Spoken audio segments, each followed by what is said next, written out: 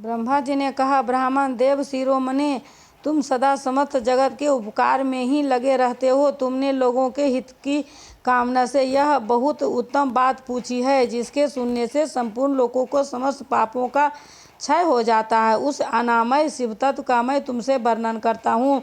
शिव तत्व का स्वरूप बड़ा ही उत्कृष्ट और अद्भुत है। जिस समय समस्त चराचर जगत नष्ट हो गया था, सर्वथा केवल अंधकार ही अंधकार था।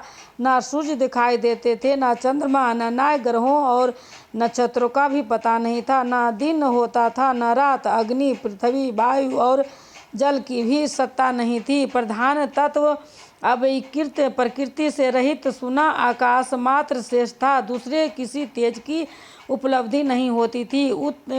अदृष्ट आदि का भी अस्तित्व नहीं था। शब्द और स्पर्श भी साथ छोड़ चुके थे।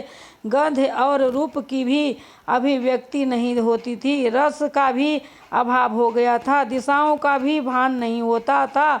इस प्रकार जब और निरंतर सूची भेद घोर अंधकार फैला हुआ था, उस समय तत्व ब्रह्म इस श्रुति में जो सत्य सुना जाता है, एकमात्र वही शेष था। जब वह ऐसा जो इत्यादि रूप से निर्दिष्ट होने वाला भावात्मक जगत नहीं था, उस समय एकमात्र वह सत्य ही शेष था, जिसे जोगी जन अपने हृदय काश के भीतर निरंतर देखते हैं। वह सत्व तत्व मन का विषय नहीं है। वाणी भी वहां तक कभी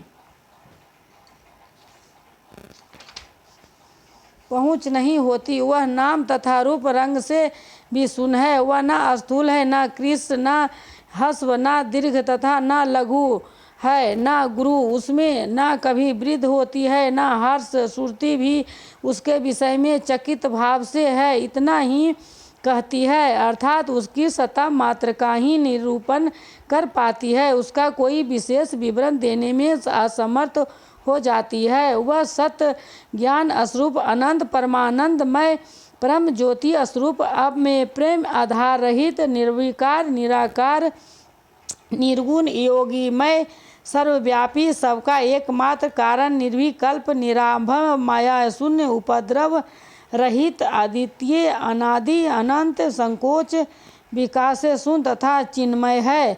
जिस पर ब्रह्मा के विषय में ज्ञान और अज्ञान से पूर्ण उक्त द्वारा इस प्रकार ऊपर बताए अनुसार विकल्प किए जाते हैं, उसने कुछ काल के बाद सृष्टि का समय आने पर द्वितीय की इच्छा प्रकट की।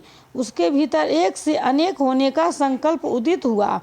तब उस निराकार परमात्मा ने अपनी लीला शक्ति से अपने लिए मूर्ति आकार की कल्पना की। वही मूर्ति संपूर्ण ईश्वर गुणों से संपन्न, सर्वज्ञानी मयी, शुभ स्वरूप, सर्वव्यापिनी, सर्वरूपा, सर्वदर्शिनी, सर्वकारिणी, सबकी एकमात्र वंदनीय, सर्वाधा सर्व सुख देने वाला और संपूर्ण संस्कृतियों का केंद्र थी। उसी शुद्ध रूपनी ईश्वर मूर्ति की कल्पना करके वह अद्वितीय अनादि अनंत सर्वप्रकाशक चिन्मय सर्वव्यापी और अविनाशी पर ब्रह्मा अंतर्हित हो गया। जो मूर्ति रहित परम ब्रह्मा है, उसी की मूर्ति चिन्मय आकार भगवान सदाशिव है।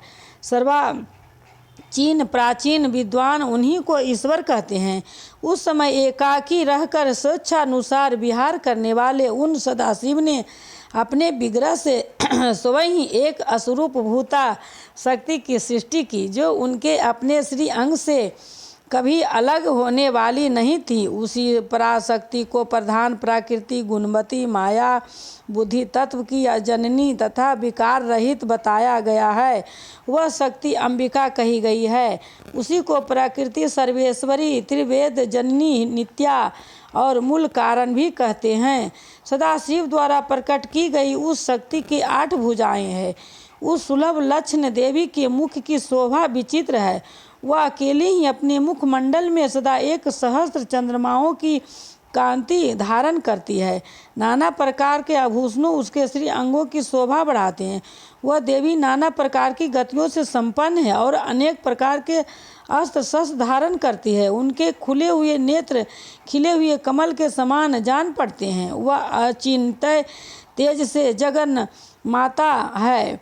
वह सबकी योनि और सदा उद्यमशील रहती है। एकाकिनी होने पर भी वह माया संयोग बस अनेकों हो जाती है। वे जो सदाशिव हैं उन्हें परम पुरुष ईश्वर, शिव, शंभु और परमेश्वर कहते हैं। वह अपने मस्तक पर आकाश गंगा को धारण करते हैं। उनके भाल देश में चंद्रमा शोभा पाते हैं। उनके 5 मुख हैं और प्रत्येक मुख में 3-3 नेत्र हैं। उनका चित्त सदा प्रसन्न रहता है। वे 10 भुजाओं से युक्त और त्रिशूलधारी है। उनके श्री अंगों की प्रभा कपूर के समान श्वेत गौर है। वे अपने सारे अंगों में भस्म रमाए रहते हैं। उन काल रूपिणी ब्रह्मा ने एक ही समय शक्ति के साथ शिवलोक नामक क्षेत्र का निर्माण किया था।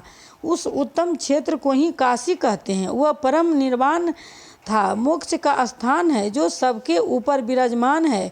वे प्रिया प्रियतम रूप शक्ति और शिव जो परमानंद स्वरूप हैं उस मनोरम क्षेत्र में नित्य निवास करते हैं। काशीपुरी परमानंद रूपिणी है। मुन्ने शिव और शिवा ने प्रलय काल में भी कभी उस क्षेत्र को अपने सन्निधि से मुक्त नहीं किया है। इसलिए विद्वान पुरुष उसे अभिमुक्त क्षेत्र के नाम से भी जानते हैं। वह क्षेत्र आनंद का हेतु है। इसलिए पिनाकधारी शिव ने पहले उसका नाम आनंद वन रखा था। उसके बाद वह अभिमुक्ति के नाम से प्रसिद्ध हुआ। देवर्ष एक समय उस आनंद वन में रमन करते हुए शिवा और शिव के मन में यह इच्छा हुई कि किसी दूसरे पुरुष की भी सृष्टि करनी चाहिए, जिस पर यह सृष्टि संचालक का महान भार रखकर हम दोनों केवल काशी में रहकर इच्छा अनुसार विचरे और निर्माण धारण करें।